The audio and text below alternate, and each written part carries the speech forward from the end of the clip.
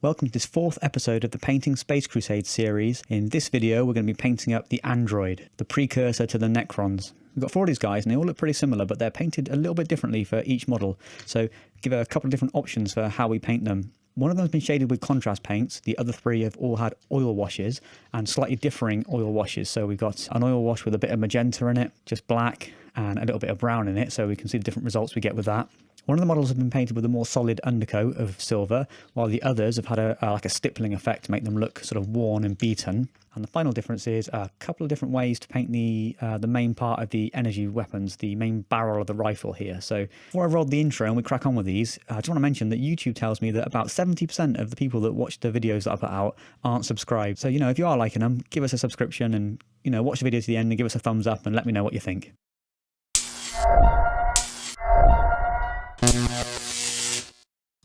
We're going to start by painting the whole model in silver. I'm holding up a few different silvers here because you could really use any, but you want to start with like a dark silver. I'm using an old pot of bulk gun metal, which has actually got some black paint already mixed in with it to make a real sort of dark base layer for metallics. The model's been primed in black. We're going to use a stippling approach to cover the whole model in the darker black paint.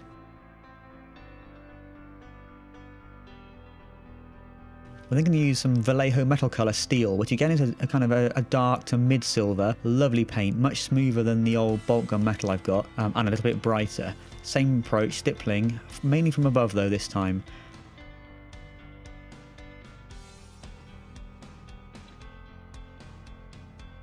Now we're going to use a much brighter silver, and I just showed on screen there a few different sort of paints that you could use, but I'm going to use the metal colour silver, which is super bright, so we only really want to hit the areas that are going to be most highlighted. So for this guy that's hunched over, you're talking about the head, the back, you know, the top of the shoulders, I mean, the thighs and the knees. So for my test model, I painted a much more uniform base layer, and I was going to restart it, but I thought, no, actually it'd be a good experiment to see what we get for the rest of the paint job over a more scratchy base layer as opposed to a fuller coverage base layer. One thing to mention, don't use your metallic water for the rest of the paint job. You can see how much metallic flakes are sort of hanging around in there. So one of the models that's been painted with a stippling effect, we're going to use contrast paints to shade the whole model. We've got black Templar, Wyldewood, and a bit of Creed Camo. So the black goes kind of like all over, the brown, and then the Creed Camo we're going to paint mainly in the sort of the most shaded areas, the underneath areas, especially the Creed Camo.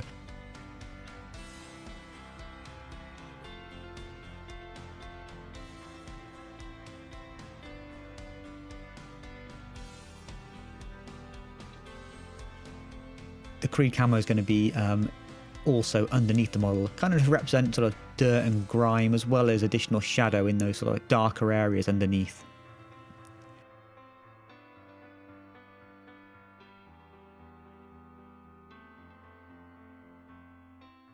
Now we're going to move on to using some oil washes. So we're going to mix up 3 oil washes, black, brown and magenta.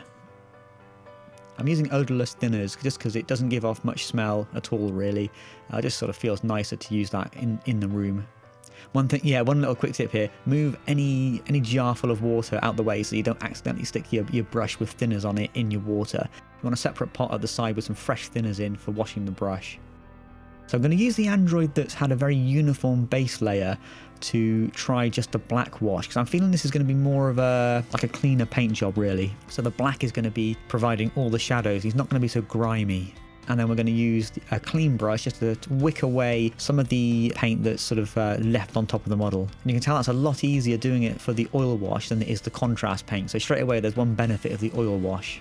Going to mix together some brown and some black oil here. We'll put a little bit of the additional brown on the shaded areas.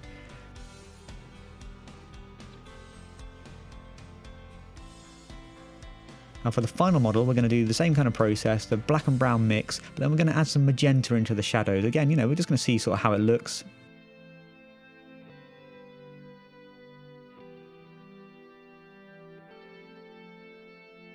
I think it's going to look pretty cool, and I'm not doing it as an OSL effect, more a case of just providing some interest and seeing what it would look like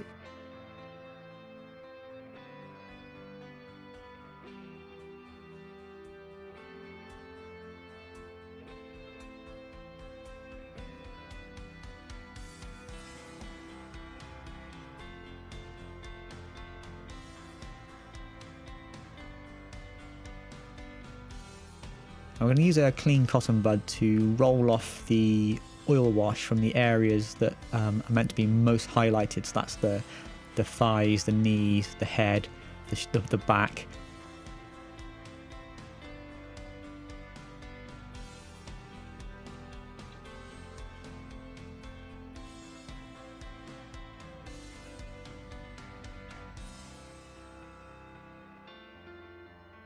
The model that's been painted in contrast paint is a lot duller than the ones that have had the oil wash. You can see that here, a real big difference, especially compared to the android that had the more solid base layer. Yeah, you can really see the difference in the scratchy appearance to the solid base layer, so depending on what sort of look you're going for, it's going to look quite different. I think I actually prefer the more solid base layer compared to the stippling approach on these guys.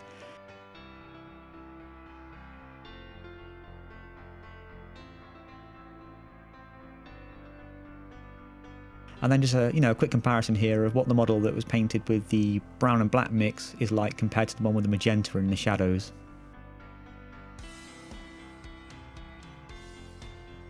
What we need to do now though on all the models is just sort of re-highlight up a little bit, especially the one that had the contrast paints, which have definitely dulled down the metallics a lot more. Even though I did try and wick it off a little bit, it just doesn't wick off in the same way as the oil wash. So we're just going back in, start with some of the steel and then with some of the silver. The Vallejo metal colours, that is. On some of the smoother areas like the knees and the thighs, I'm using more of a dry brush, and on the top where I don't want to accidentally put a thick layer of paint on, I'm stippling again.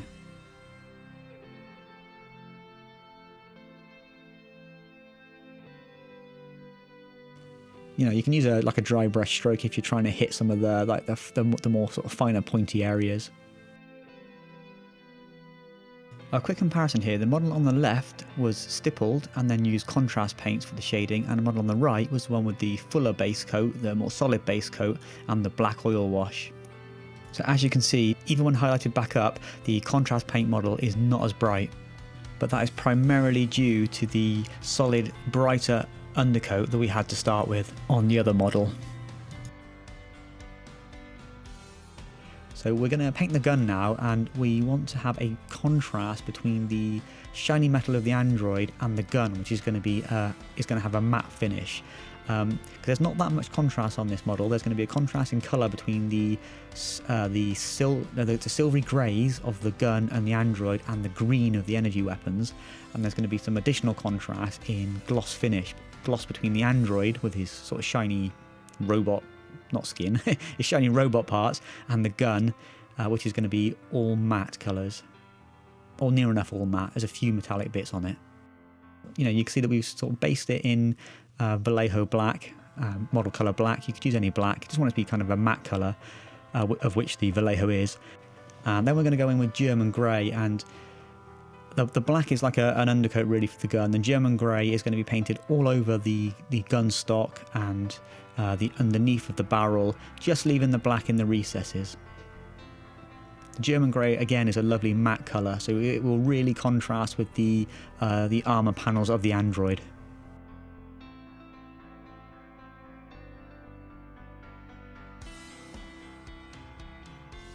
If you've seen some of my other videos, you'll know that painting the gun in this way is similar to how I'm painting the bolters on the Space Marines, certainly the Imperial Fist Space Marines anyway, so that'll provide a bit of cohesion on the tabletop.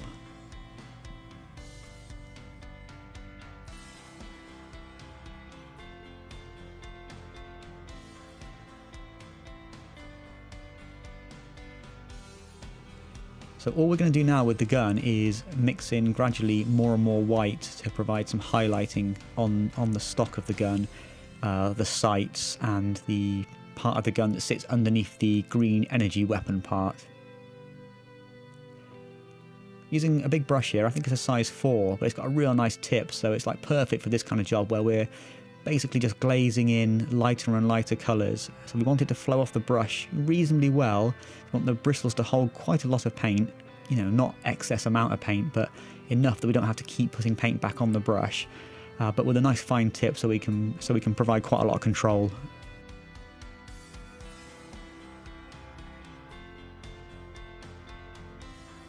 The paint's thinned down probably about 1.5 parts water to 1 part paint, and of the paint is already a mix of German grey and white, increasing the amount of white as we increase the highlights.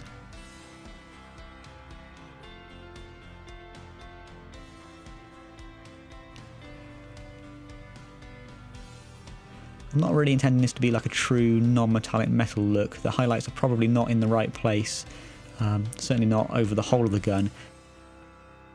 I'm really just painting it in a way which I think is going to look interesting.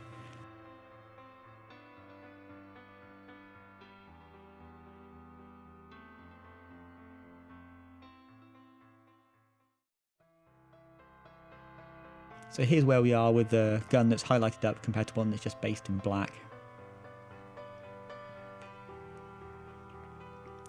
We're going to paint the eyes white while we've got white on the palette. That's so that when we go over them with green, they'll be nice and bright. You can also use a little bit of white paint carefully just to sort of dot the corners of the highlights on the gun. We're also going to base all the energy parts in white as well, so that when we go and paint them in green, again, the reason being then it's nice and bright. I'm using Game Air White, which is already quite thin because it's designed to go for an airbrush, so it doesn't need any extra thinning. But on the back where he's got his little Necron symbol, I have thinned it down a little bit more to try and get it to flow into the recess there. With the idea being that that's going to sort of be glowing from the inside.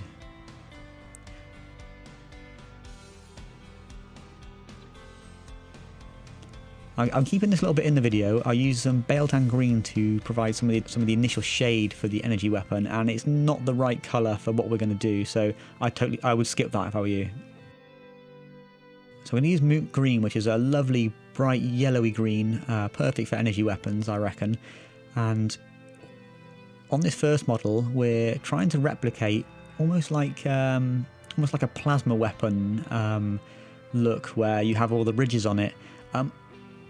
A sort of spoiler really, you'll see a bit later I don't change this model, I keep it as it is, but I paint the other ones differently because I'm not all that keen on it. But using the Moot green, we're just going to put loads of little lines across the barrel, and then we're going to go around the edge of the barrel as well, and we're also going to paint in the recesses.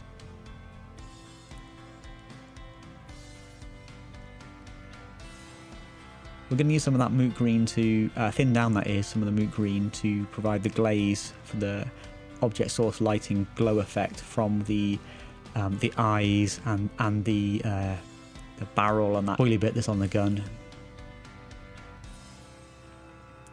So with all the energy weapons, it's really a case of going back and forward with the greens, a little bit of white. I've got some ice yellow as well that I use a little bit later. So there's less of a step between the greens and the white highlight.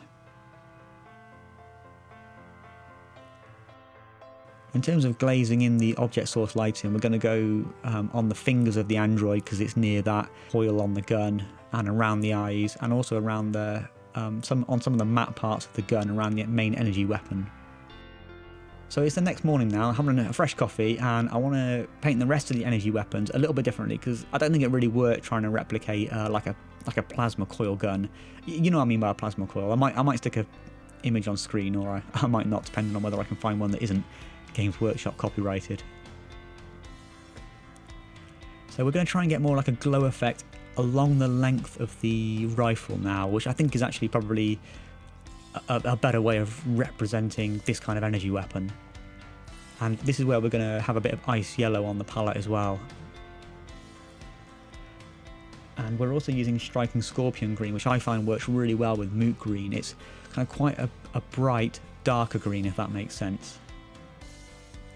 There's not much, I don't think there's much black or grey in the paint is what I mean. It's quite sort of like a saturated green, even though it's sort of a mid-green.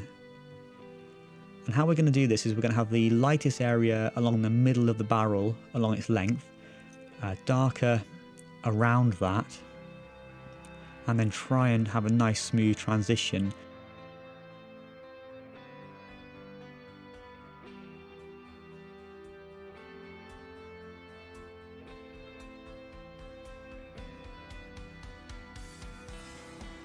So you can see the paints that I've got on the palette. We got some Striking Scorpion green, the Moot green, the ice yellow, and a few mixes of each, and a little bit of white. And I'm just going to work between them. You'll kind of see where I'm placing the paints to provide, try and provide the highlight down the centre of the barrel. Grabbing a bit of Caliban green, which we're going to turn into a glaze, quite a thin glaze, to try and provide additional contrast here on the energy weapon. We want the darker areas to be a little bit darker, basically.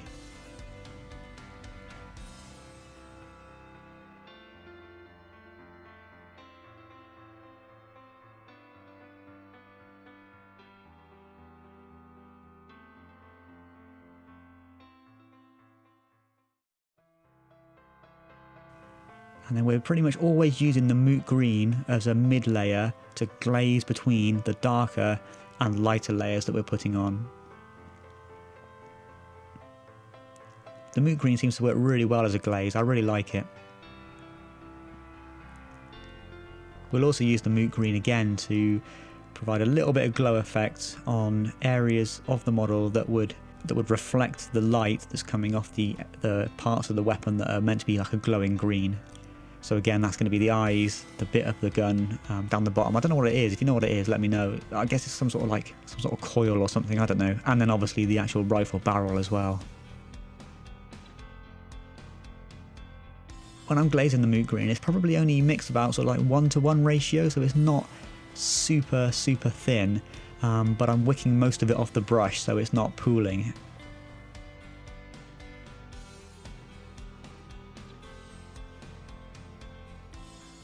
I quite enjoy painting up this energy weapon. When you get a paint like the Striking Scorpion green or the Moot green that sort of feels like it glazes well, it's it's really quite good fun. When you get a paint that you feel doesn't glaze very well, like some of the whites and very light yellows, to me they just don't seem to glaze very well. It's not quite so much fun, so try and work it where you sort of use the mid layer as a glaze. It usually works better. Having said that, you can probably use like white inks. They will probably glaze a bit better than white paints.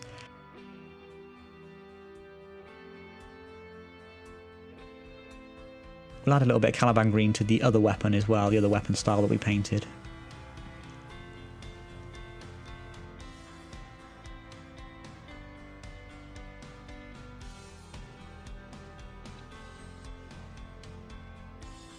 So I'm adding a little bit of black to the Caliban green because, again, I just think it needs a little bit more contrast.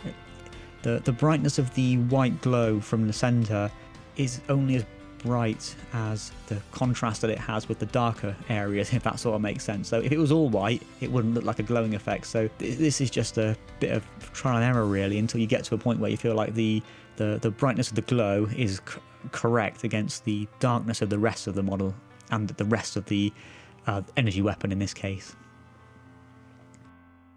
But I'm kind of happy with where we got to here, and I'm going to leave it there. I think it looks pretty good. It's not perfect, but it's going to look pretty good on the tabletop. So we're going to move on to painting the base now.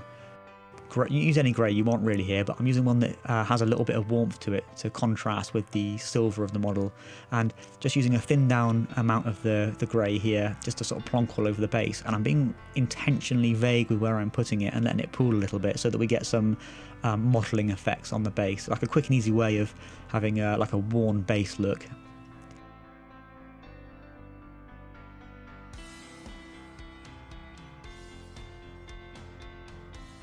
And we're going to use a bit of the Vallejo silver just to dry brush up some of the metal elements on the base. We might go in and add a bit more colour to the bases once the whole set's done, but we'll wait until that before we decide whether we want more colour on the bases.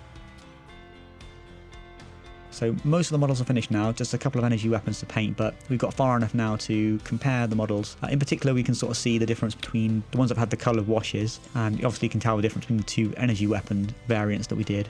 Although they all look a bit different, they're going to look reasonably cohesive on the tabletop. Do you know what an android's favourite form of exercise is? Negative. Circuit training. So let's just have a quick look at what they look like painted up fully, and that will include a few photos of them on the game board, just to get a feel for like what they're going to look like when they're about to murder some Space Marines. I mean, let me know what you think about the different paint schemes in the video. I know they were also like pretty similar, but they were slightly different. Let me know what you think of this model in particular. I mean, I think it looks really cool. I know it's not as good as the new Necrons in a lot of ways, but I think it's pretty cool. It's pretty characterful. Yeah, and if you're enjoying the videos, give us a like if you liked it. Subscribe to the channel if you want to see more. I'm going to be putting out basically a video for everything out of the Space Crusade set. And yeah, stay tuned for the next one. Thanks a lot.